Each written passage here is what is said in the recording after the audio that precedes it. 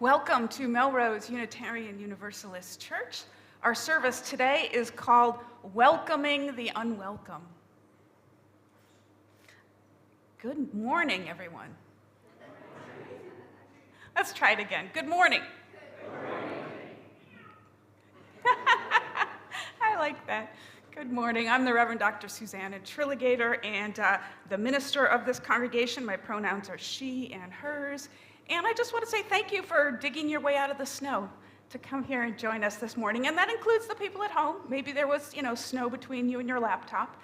Anyway, it's good to see you. Thank you for being with us this morning. Our church is a vibrant, caring community dedicated to love and service. If you're joining us for the first time, we have a greeter here to answer any questions you might have. Today, that person is Kathy Sang. The greeter's always wearing a yellow stole these days, so you can find them in coffee hour if you need to. Ask Kathy any questions you might have. Thank you also to today's ushers, who are Patricia and Dan Ferris. Thanks very much. And to our coffee hour hosts, thanks again. Our coffee hour hosts today are Martha Borkin and Elsa Mendez-Quaj. Thank you. Just a few quick announcements before we get started.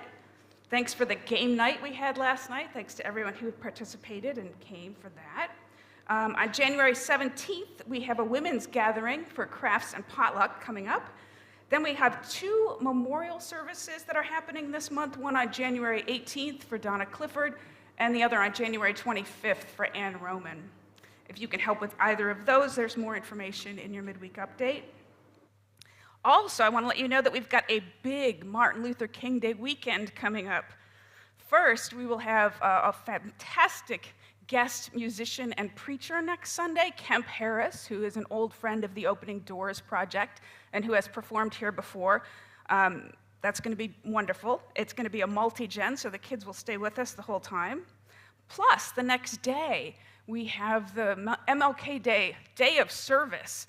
Our anti-racism team has worked really hard to revive that event and bring the city all here to our church for a sign-up in the morning and for breakfast and for lunch. They could probably use some help, so please connect with them through the midweek update.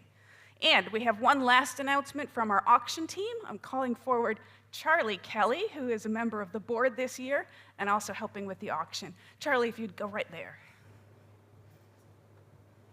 Okay, I'm Charlie. I'm just going to come out and say it.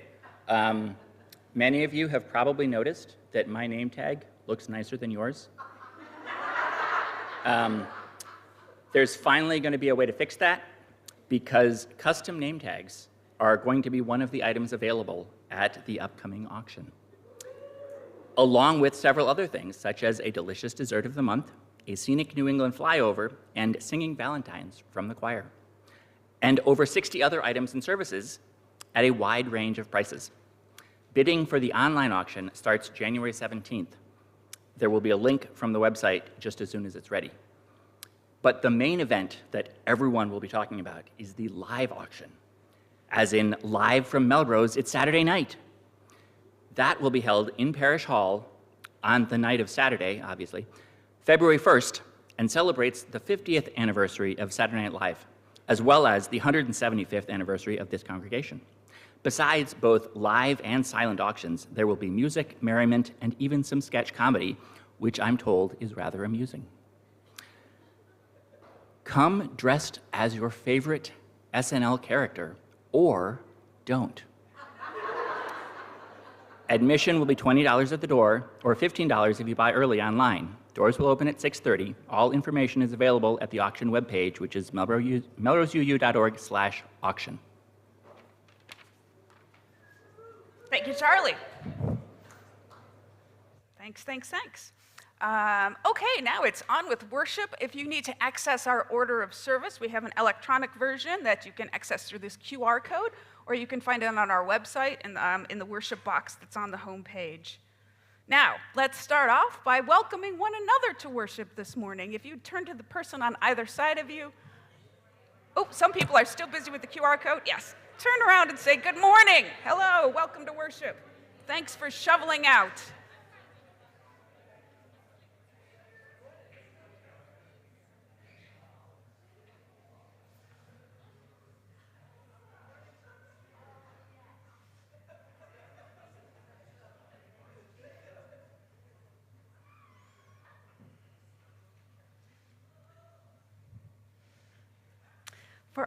For our call to worship this week, for our call to worship last week, if you were here, you might remember that I chose a New Year's poem written by Amanda Gorman, who first came to prominence as the poet at Joe Biden's inauguration.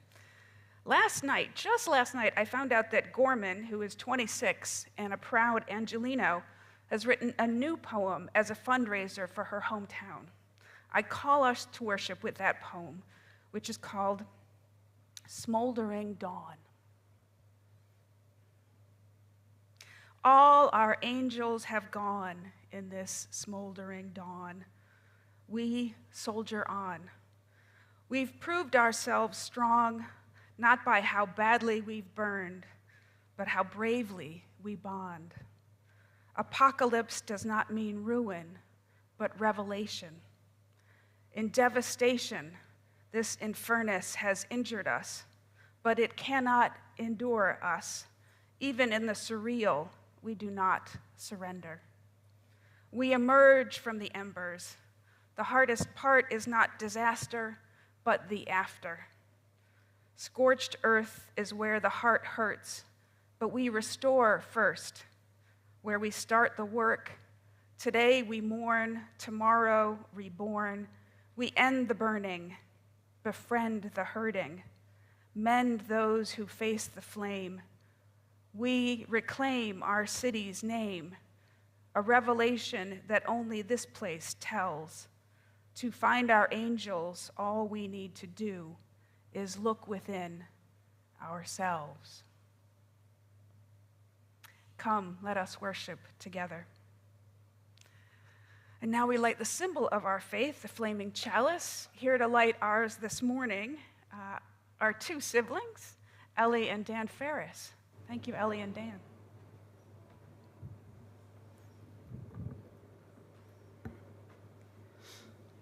This year, we are experimenting with some new options for our covenant space here in worship.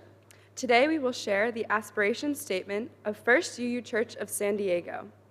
I invite you now to rise in body or in spirit and join me as you feel comfortable. The words will appear up on the screen. May love be the spirit of this church. May the quest for truth be its sacrament and service be its prayer. To dwell together in peace, to seek knowledge in freedom, and to help one another in fellowship. This is our aspiration. Thank you. Thank you. Please remain standing for our opening hymn. It's Meditation on Breathing, which is number 1003 in the teal hymnal. Words will appear here on the screen. Thank you, choir. 1009, did I say it wrong? No, yeah, it's 2009. 1009. Thank you.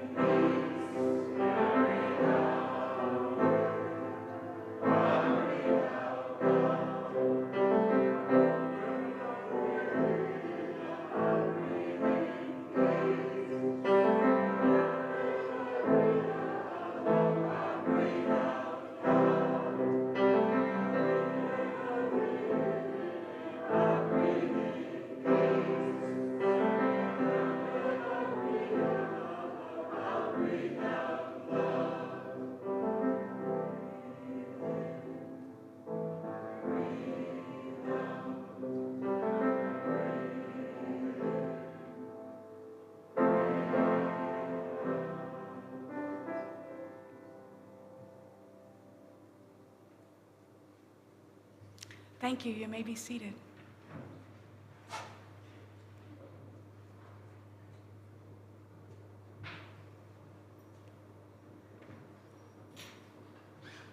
So I have a story today. Our Director of Lifelong Religious Education, Rhea Brown-Bright, is away on vacation in Arizona. So I'm reading the story today, which is my pleasure and joy. If anybody would like to come and sit closer to me to look at the pictures in the book, you're welcome to do that, or you can use the projector and stay where you are. It's totally up to you. Our story today is called Breathing Makes It Better, and it's written by Christopher Willard and Wendy O'Leary. Do you know what? I'm going to pass you the book so you can see it up close, and I can read it from here. Page 1. You are alive. And because you are alive, you have feelings and emotions just like every person on earth. Sometimes you feel happy, silly, joyful, and calm. And sometimes you feel sad, angry, scared, and alone. And it can be uncomfortable. Does that sound accurate? But if you watch and really notice feelings come and go, just like your breath goes in and out, in each little moment of the day, feelings come and feelings go. So, when your morning starts out terrible and your heart feels hurt or broken, and you see in the picture what's happened there. Her bunny got torn. Yeah. She's had a bad morning. Can anybody relate to that? Did anybody have a bad day this week? A little bit. When that happens, you can stop and take a breath. When I am sad, be still, be here. I shine warm and bright like the sun, full of light. Breathe in, breathe out. Peace is near.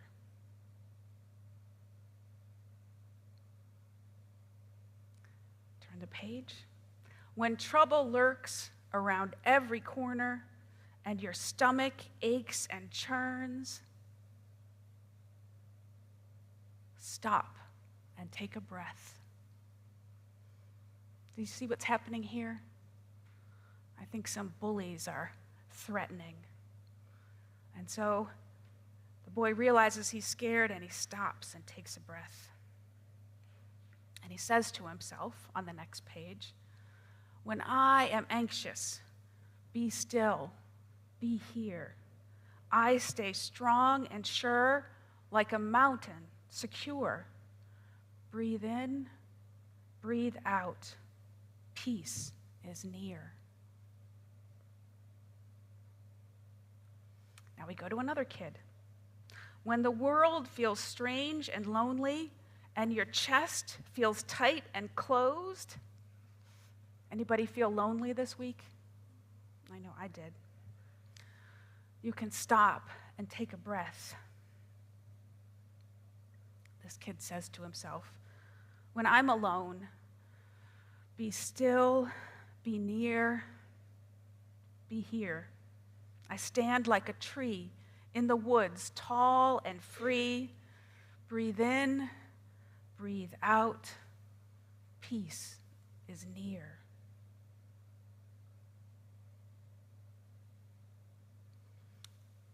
Here's another kid. When life seems unfair and beyond your control, and your face feels hot and fiery, stop and take a breath.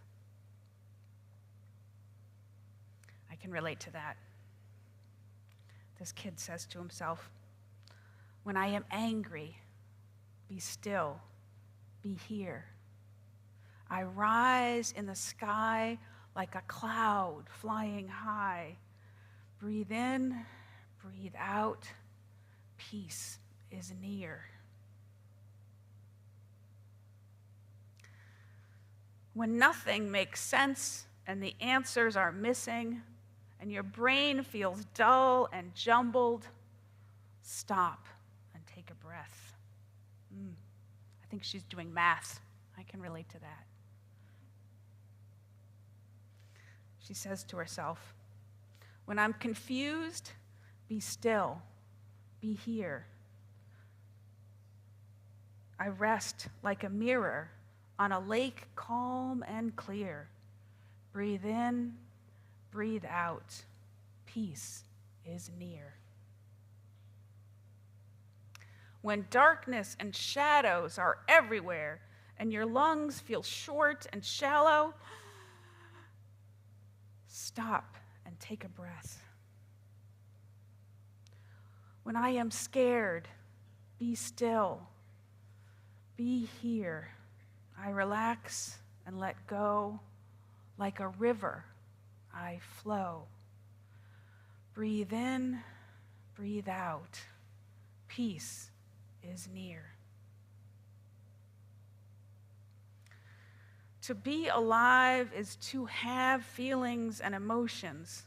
And when you breathe in and out and pay attention to your breath, you can watch your feelings come and go. Happy and sad, silly and angry, joyful and scared, calm and alone. When you breathe, you are alive. And because you are alive, anything is possible.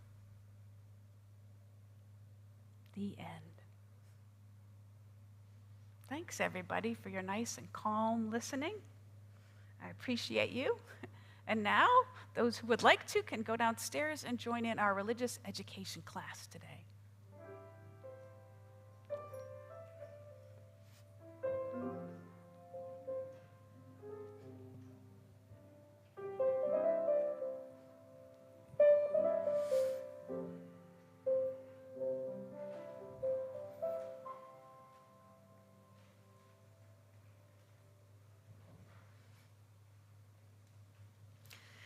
Every Sunday, we take time in our worship service for quiet meditation and prayer, time to reconnect with ourselves, with our highest ideals, with one another, and with our individual sense of the holy. Let's begin that time by feeling into our bodies. Let's feel ourselves relax into our seats. Feel our feet on the floor. Breathe deeply.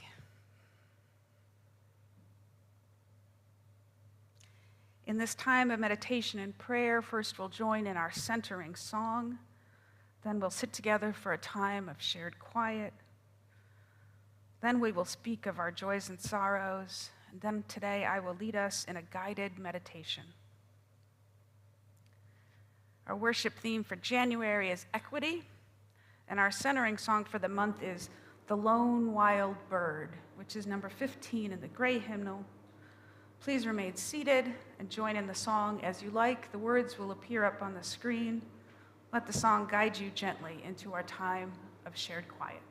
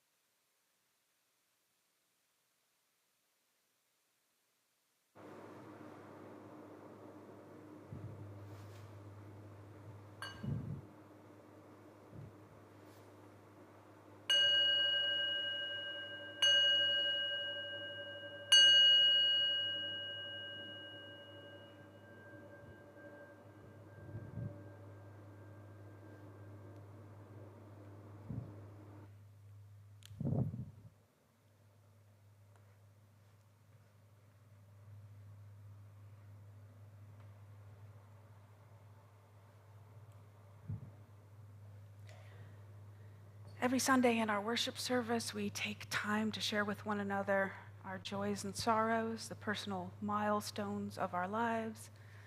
We listen to one another with care and with love so that the sharing helps us to get to know one another better and knits us into an ever stronger community.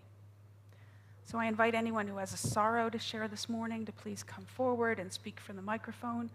People on Zoom, go ahead and type a sorrow into the chat box if you have one, and I will read it aloud.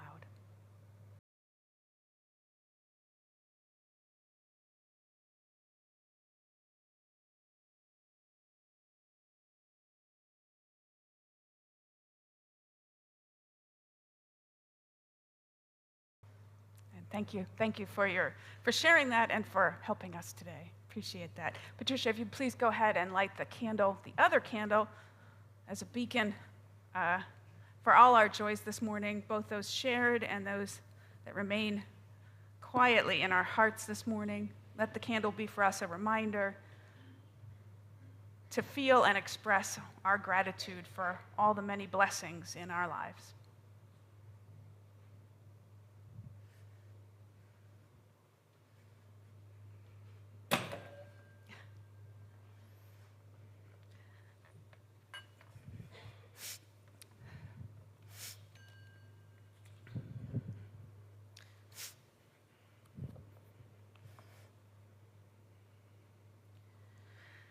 Instead of a prayer today, I wanted to share with you a guided meditation.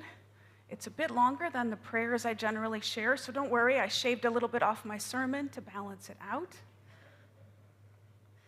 But I think this is an important practice, so I hope that you will give it a try. It's from the book Radical Acceptance by the Buddhist teacher and psychotherapist Tara Brach. It's called The Practice of Rain. R-A-I-N. Sitting quietly, close your eyes and take a few full breaths. Bring to mind a current situation in which you feel stuck, one that elicits a difficult reaction, such as anger or fear, shame or hopelessness. It may be a conflict with a family member, a chronic sickness, a failure at work, the pain of addiction, a conversation you now regret. Take some moments to enter the experience, visualizing the scene or situation, remembering the words spoken, sensing the most distressing moments. Contacting the charged essence of the story is the starting place for entering the healing presence of rain. I'll give you a moment to do that.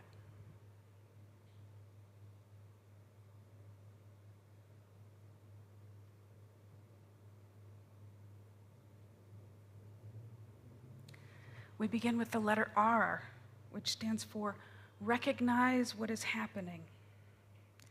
As you reflect on this situation, ask yourself, what is happening inside me right now?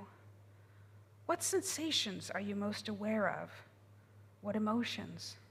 Is your mind filled with churning thoughts? Take a moment to notice whatever emotion is predominant, mentally whispering the name of whatever you are most aware of.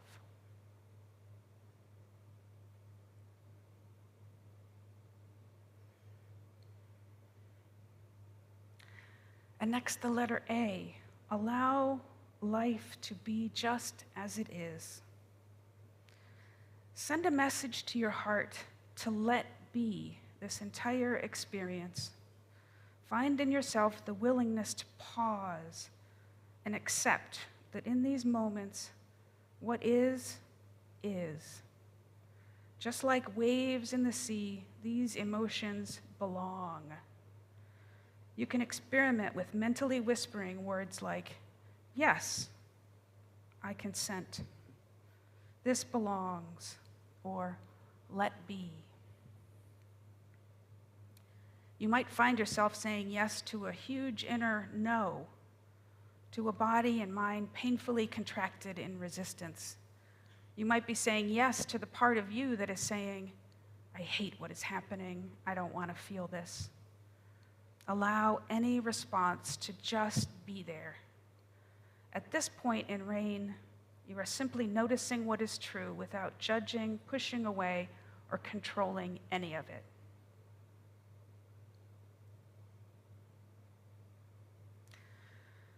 Just allow.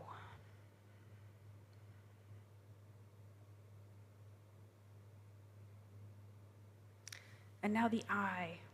I stands for investigate with a gentle, curious attention.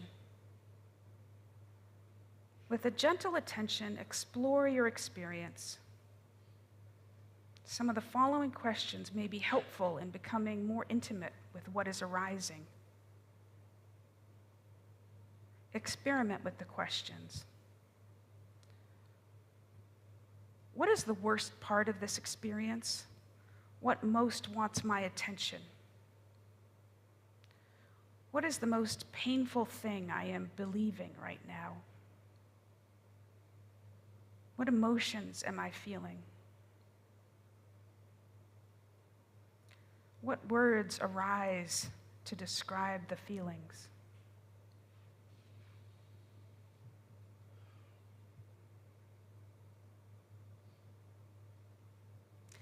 If the most vulnerable, hurting part of me could talk, what would it say?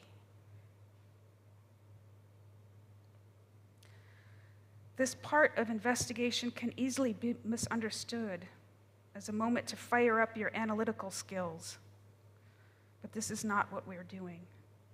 Keep your attention focused on your body, in touch with the felt sense and sensations of that vulnerable place. Listen for what it needs.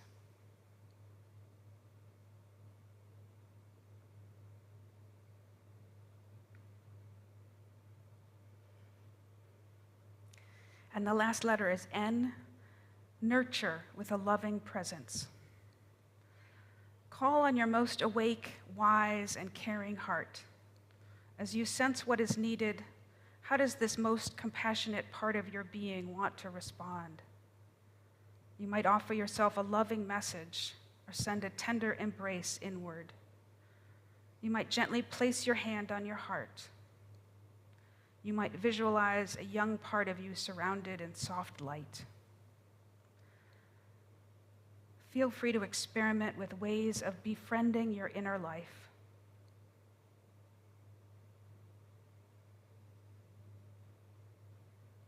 Discover what best allows you to feel nurtured.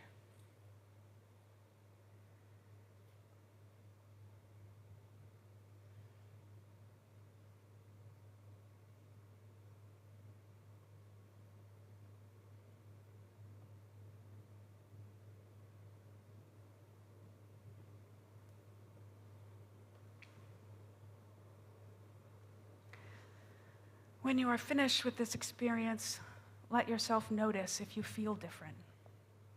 Give yourself some space for those feelings. Thank you.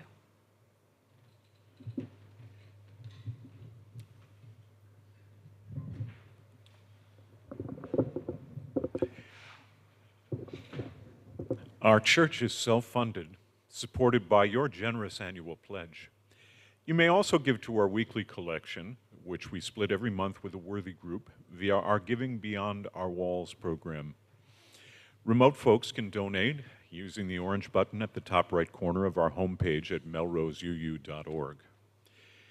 In 2023 alone, 85 new state laws were passed targeting trans and gender-expansive people across the U.S., and more came in 2024.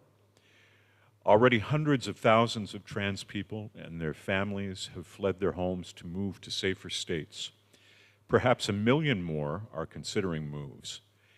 Pink Haven Coalition is a network of UUs and other groups and people of faith committed to helping trans people move, survive, and thrive. Half of our collection plate in January will go to the Pink Haven Coalition. Our anthem this morning has very familiar words. It's called Dark of Winter, and the poetry is by Shelley Jackson Denham. And it's a hymn that we sing often here at Melrose UUC. Today we're going to do it in a different setting by the composer Jason Shelton.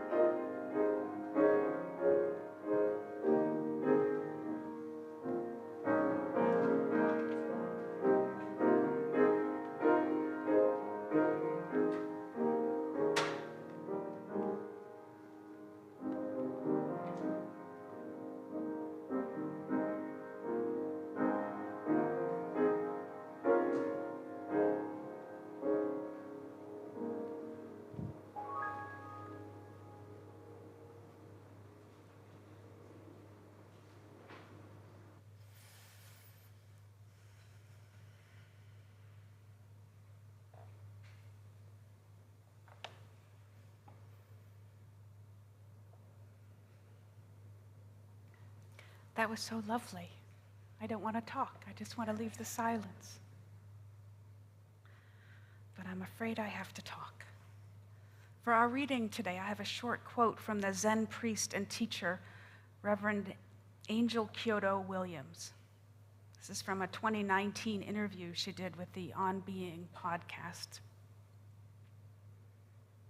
There is something dying in our society, in our culture, and there's something dying in us individually.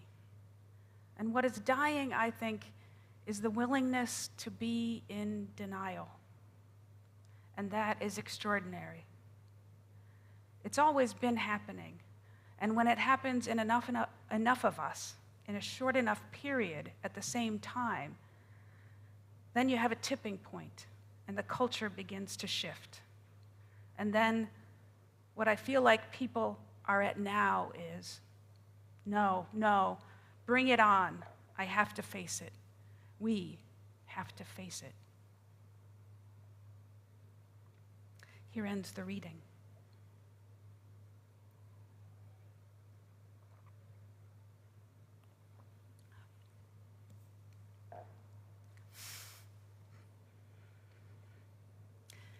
Way back in the olden days when my hair was brown,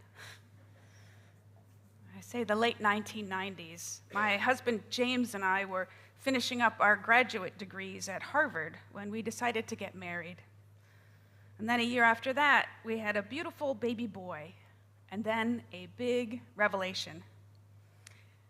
Did you know that taking care of a baby is a lot of work?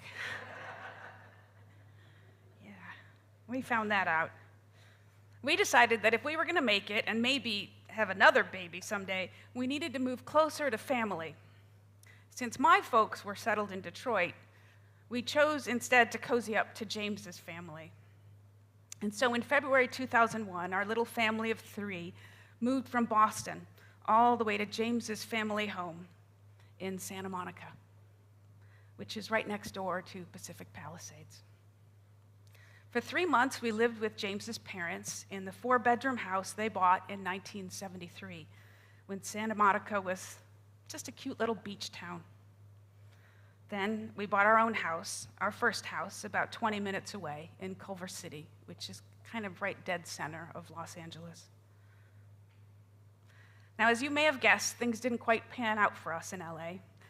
Within 2 years, we did have another baby. Lily was born in Santa Monica. But James and I were both out of work again, and James decided he wanted the job security that academia can afford.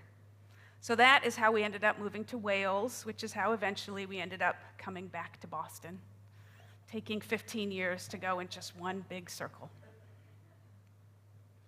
All this to say that LA is a part of my life story, a part of who I am, a part of who my family is. And it's such a big city. I wonder if it touches your life too, if you too have an LA story. And I wonder if maybe part of you feels like it's burning now. By weird coincidence, my husband James is out there now, in the thick of it. He went out on January 4th to help his mom. She still lives in that family house, and she's still working, so she needs him to come out every now and then and help with her laptop, her phone, her TV, and all the house maintenance. James was supposed to fly back today to get ready for classes, which start this coming week at Tufts, but he's decided to stay there to teach on Zoom until things kind of get sorted out. Last Tuesday, while I was working on a sermon about welcoming the unwelcome, James kept sending me photos taken from their front yard, photos of flames getting closer and closer. I texted him back, "Please leave. Please get out of there." But it took him several hours to convince his mother to get her to pack his rental car with photo albums and family treasures. They only left when it became mandatory. Now they're at a hotel near the airport. And the evacuation order still stands for their neighborhood. The last I could tell, the eastern ridge of the Palisades fire was still about 2,800 feet away from the family home, which which is about half a mile, and the fire is 11% contained. And the winds are whipping up again. So it's been a very weird week for me, with family and friends and people here at church, just everyone asking me every day, how is James? Where is James? How is the house? And me answering with variations on, as far as I know, and we can't tell from here, but last we checked. It's been a really weird time to be working on a sermon about radical acceptance, about welcoming the unwelcome. Because all I really could do was accept this situation. There's a natural disaster, and my husband is somewhere inside of it, and so is his family home. I had to accept it. I couldn't do anything else. I couldn't help or change things or even know what was happening there most of the time. All I could do is accept the situation, and that was it. But when I actually did figure out how to accept it, that was surprisingly helpful. What do I mean? I think that somewhere, some part of me actually thought that I could help through the miracle of hypervigilance. Maybe this makes sense to you. I thought that if I just kept my eyes on the news constantly, if I downloaded apps to map the fire, if I watched everything all the time, I was somehow helping. Well, that's kind of crazy, but that's how we are sometimes. Sometimes we're like that with news. And I had to this week actively let that go. I had to work gently to convince myself that my watching actually did nothing at all to help the situation. And after a while, I was able to let go of that illusion, and I stopped watching. I decided that I could ask James for an update once a day, and that was all. The rest of the time, I had to leave him be to deal with things out there however he thought best. And then finally, I could just get back to focusing on my work, on our kids, our home, keeping everything here going along. That was, after all, things here were the only things that I could control, the things that I actually had responsibility for, and so I did that. And I'm not saying I was perfect, that I didn't worry or fret, I sure did, but it was, I was able to cope with it all some way, in ways that surprised me after I practiced this acceptance. Which brings me back to why I chose this topic weeks ago. I chose it before the fires. It was and is part of my post-election spiritual crisis / evolution.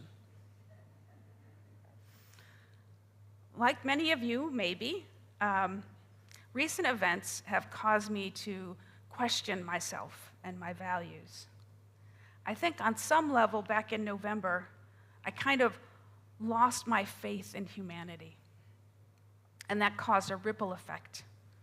I lost my faith in myself, in Unitarian Universalism, in many of my life choices, and I was just really rattled by it. And that's when my spiritual director suggested the book Radical Acceptance by Tara Brach, which I read to you from this morning. And from the start, it seemed weirdly like it was written just for me, just for this time. Let me just start by saying that radical acceptance isn't a cop-out. It's not an excuse to stop trying or to retreat from your life. It's actually the opposite, a way to enter into life more fully and more functionally, in my experience. It's kind of like me and the fire. When I accepted that it was truly beyond my control, that my hypervigilance would not accomplish a thing, I was able to let go, and really let go, and let go of anxiety too, and focus again on what I had control over with far more calmness. The whole approach is encapsulated in that RAIN exercise that I did with you. Recognize, allow, investigate, nurture. Recognize what's happening, and gently name it. Allow life to be what it is. Investigate gently a little further. And nurture. Allow some compassion for yourself. Befriend your inner life. Curiously, I'm finding that when I actually give a little bit of care to the vulnerable child part of myself, the adult part gets more functional. Why is this important?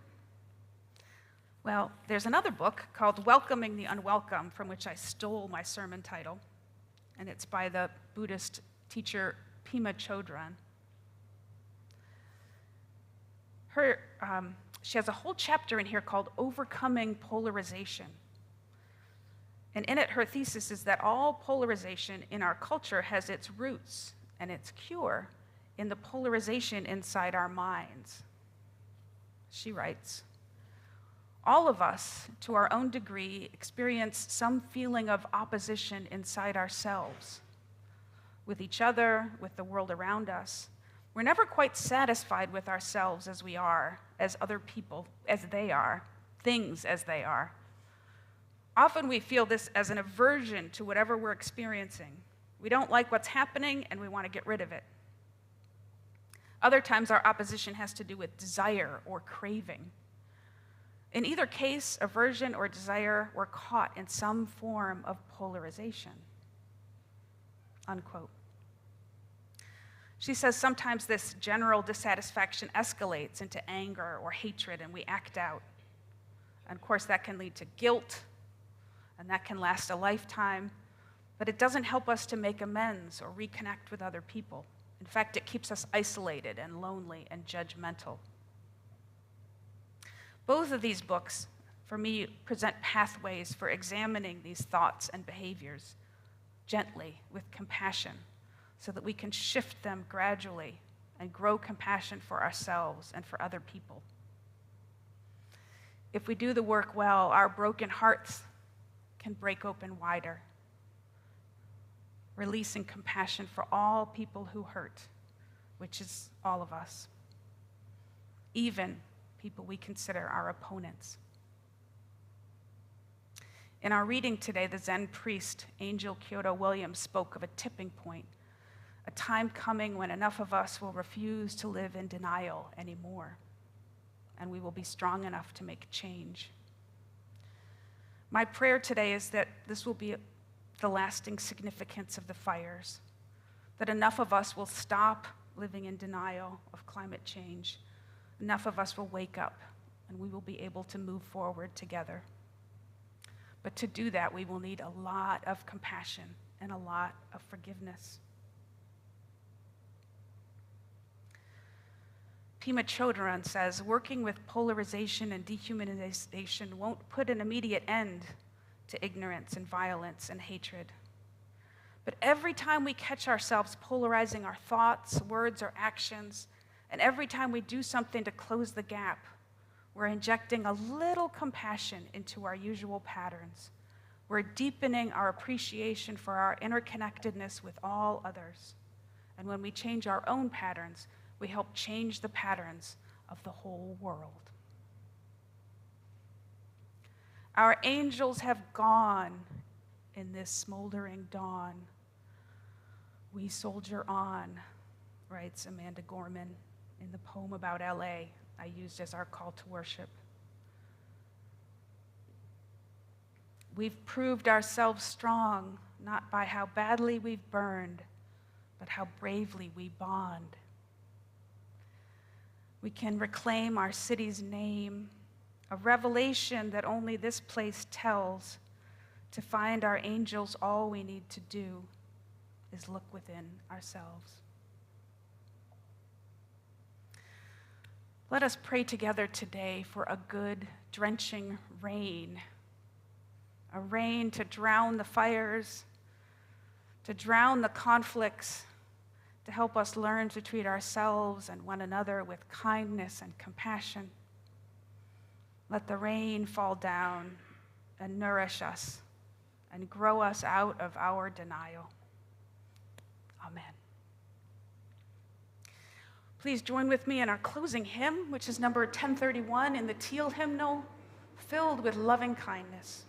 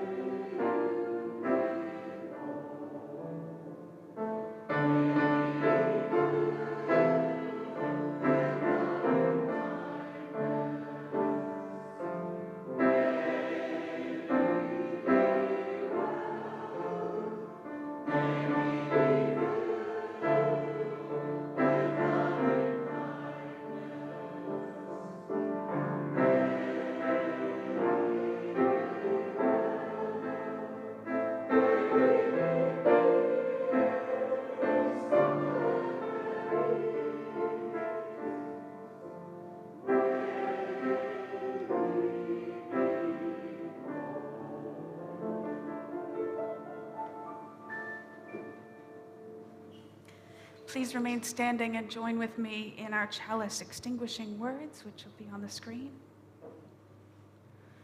We extinguish the flame, but not the light of truth, the warmth of community, or the fire of commitment. These we carry in our hearts until we are together again. Please be seated. Our worship has ended. Thank you very much for joining in. After a short postlude from Tom, all are invited to join in with some refreshments in Parish Hall. Thank you so much and happy Sunday.